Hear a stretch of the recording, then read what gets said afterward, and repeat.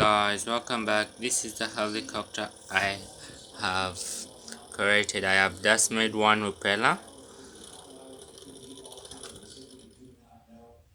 that propeller there for the helicopter, and I'm almost completing with the helicopter.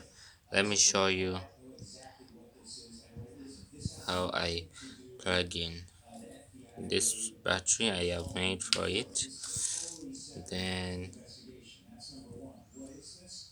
we plug it in just like that. It's plugged in and the lights are on and the motor is going, but here I need to solder new cables on the motor here, then make a propeller and then it will be ready to go. That's how it looks.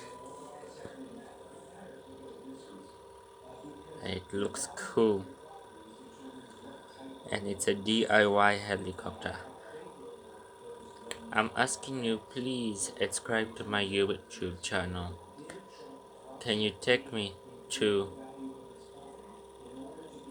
5,000 subscribers? Please subscribe to my YouTube channel for more videos. See you next time.